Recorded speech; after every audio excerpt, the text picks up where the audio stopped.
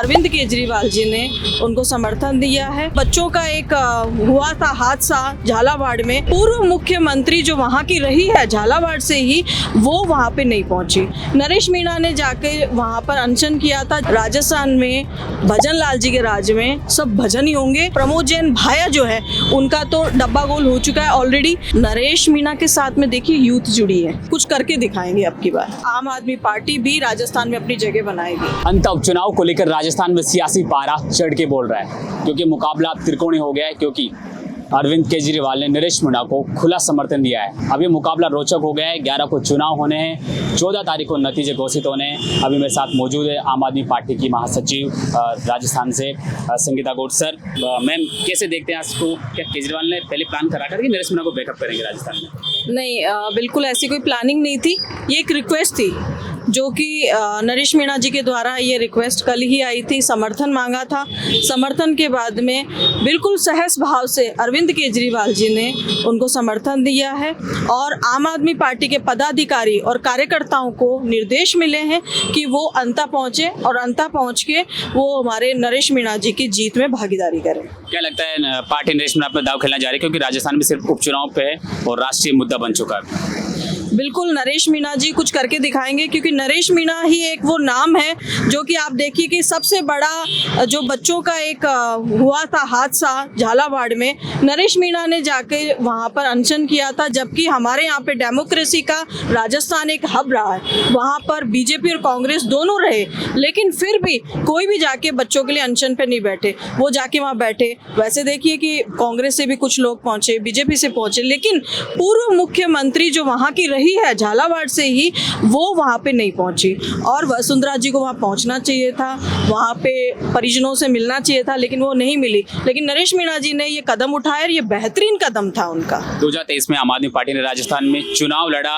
अब क्या पार्टी का प्रदर्शन खराब रहा, लेकिन नरेश मीणा पर दाव खेलकर क्या आम आदमी पार्टी राजस्थान में वापसी करने जा रही है? बिल्कुल वापसी तो देखो, नरेश मीणा जी अगर नहीं भी होते तो भी हम वापसी करते। लेकिन ये तो आज बीजेपी हो चाहे कांग्रेस हो, कांग्रेस तो देखिए आज़ादी के समय से है, लेकिन मैं अगर बीजेपी की बात करूं तो वो भी लगातार कई बार हारती रही है, फिर उसके बाद में उन्होंने अपनी जगह बनाई है। उसी तरह से आम आदमी पार्टी भी राजस्थान में अपनी जगह बनाएगी। 2023 में अंता से आपने उम्मीदवार भी उतारा, 1300 वोट आए थे। क्या लगता है अंता से अब नरेश मीणा को वापस से? नरेश मीणा के साथ में देखिए यूथ जुड़ी है, सबसे बड़ी बात है, ताकत है हमारे देश की यूथ, और यूथ उसके साथ में जुड़ चुकी है नरेश मीणा जी के साथ में।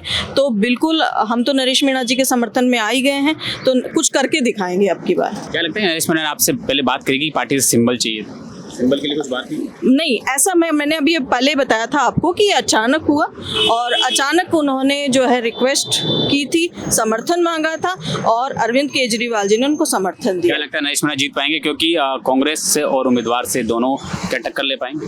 बिल्कुल ले पाएंगे, इसका मैं जवाब देती हूँ आपको। ये आपने बहुत सही सवाल किया है, बिल्कुल इसका टक्कर भी देंगे और जीत के भी आएंगे। कांग्रेस से पूर्व मंत्री मैदान में, बिल्कुल कितने मैदान में हो, लेकिन आप एक बार बताइए कि जहाँ पे अशोक गहलोत जी ने, हमारे पूर्व मुख्यमंत्री जी ने, अशोक गहलोत जी ने ये कहा कि प्रमोद जैन भाया एक दबंग व्यक्ति हैं, तो यहाँ पे दबंगाई चलती नहीं है। राजस्थान के लोगों को दबंगाई नहीं चाहिए, राजस्थान के लोगों को क्या चाहिए, यहाँ पे झुक के चलने वाला व्यक्ति चाहिए, जनता के लिए आवाज़ उठाने वाला व्यक्ति चाहिए, जो कि नरेश मीणा है। और बात करें अगर हम लोग बीजेपी की, तो बीजेपी से जो हमारे आए हैं महानुभाव, तो वो देखिए उनकी तो मैं बात ही क्या कहूँ। उनकी वो एक साधारण व्यक्तित्व के व्यक्ति हैं, पंचायत समिति से आए और सीधे यहाँ पर आए। उनके 2 से 3 लोगों ने, रामपाल मेघवाल जी ने, संतोष सुमन जी ने, वो जो बगावत करके जा रहे थे उनको वापस मदन राठौड़ जी लेके आते हैं और फिर वो उनका नाम जो है नॉमिनेट करते हैं कि आप इनको टिकट दिलवाइए। तो देखिए राजस्थान में भजन लाल जी के राज में सब भजन ही होंगे। अगर यही पूर्व मुख्यमंत्री वसुंधरा राजे सिंधिया होती तो शायद कुछ त्रिकोणीय होता। अभी मैं त्रिकोणीय भी नहीं कहती हूँ। यहाँ पे बीजेपी का कुछ नहीं होने वाला है। यहाँ पर प्रमोद जैन भाया जो है उनका तो डब्बा गोल हो चुका है ऑलरेडी। तो नरेश मीणा जी को पूर्ण हमारा समर्थन है और वो जीत के दिखाएंगे। क्या नरेश मीणा और अरविंद केजरीवाल के बीच गठबंधन होने जा रहा है? गठबंधन तो नहीं कह सकते, एक समर्थन कह सकते हैं। नॉट गठबंधन। ये समर्थन है कि आप अच्छे व्यक्ति हैं, अगर मेरे को ये अच्छा व्यक्ति पसंद आ रहा है, इसके क्रियाकलाप पसंद आ रहे हैं, तो मैं आपको समर्थन दूँ। पार्टी ने समर्थन दिया, अगर नरेश मीणा जीत जाते तो फिर पार्टी के हाँ देखिए, अगर वो जीत जाते हैं और अगर वो नहीं भी जीतते हैं, मैं तो ये कह रही हूँ नहीं भी जीतते हैं, तो हमारी पार्टी में उनका स्वागत है, ठीक है। और अगर वो जीत जाते हैं तो वो हमारे तो हैं ही। मैं तो कह रही हूँ पूरे राजस्थान में कुछ करके दिखाएं। और ये तो अब देखिए, पूर्व मुख्यमंत्री जी ने भी कहा था, अशोक गहलोत जी ने, कि नरेश मीणा में वो बात है कि वो कुछ करके दिखा सकता है।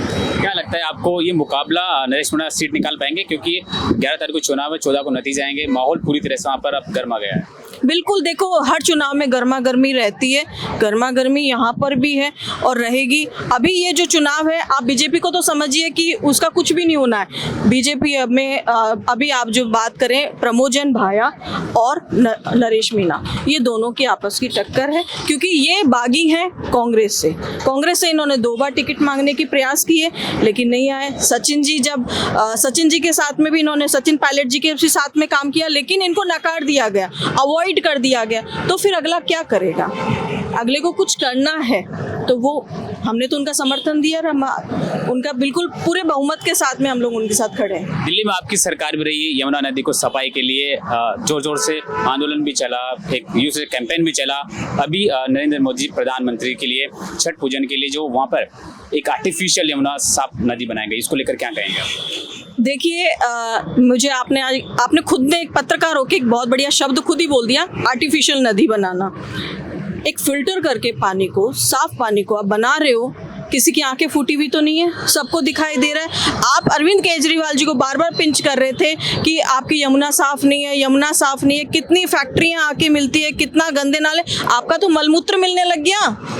उस टाइम पे मलमूत्र तो नहीं था, आज आप टेस्टिंग करवा के देख लीजिए, मलमूत्र उसके अंदर मिलने लग गया है। दूसरा, आपने एक अलग से घाट बना दिया, जैसे ये सर्विस लाइन पे मैं आज खड़ी हूँ, इस तरह से एक सर्विस लाइन बना दी है आपने पानी की, कि आप यहाँ पे, क्योंकि वो खुद जानती है, रेखा गुप्ता जी खुद जानती है कि इस पानी के अंदर हम कैसे जाएंगे, कैसे नहाएंगे। जब आप बड़ी बड़ी बातें करना जानते हो तो कुछ करके भी दिखाओ। अगर अरविंद केजरीवाल जी से अगर कुछ काम छूट गया तो आप करके दिखाओ, देखें आपको भी तो कितना टाइम हो गया। तो अंत उपचुनाव को लेकर सियासी पारा सरगर्मी से चढ़ के बोल रहा है, क्योंकि 11 को चुनाव है, 14 को नतीजे आएंगे। लेकिन आम आदमी पार्टी ने जिस तरह से नरेश मीणा को समर्थन दिया है, अब पूरी तरह से मुकाबला त्रिकोणीय बन गया है। अब देखने वाली बात होगी कि ये चुनाव किस ओर करवट बैठेगा। अभी मेरे साथ मौजूद थी आम आदमी पार्टी की राजस्थान से महासचिव संगीता कौर, जिन्होंने पूरा बताया कि केजरीवाल जी ने जो समर्थन नरेश मीणा को दिया है, उसका पार्टी और राजस्थान के हाड़ौती में प्रभाव देखने को मिलेगा और नरेश मीणा की आसानी से ये जीत होगी। कैमरामैन दुष्यंत के साथ में राकेश लबानिया, भारत रफ्तार।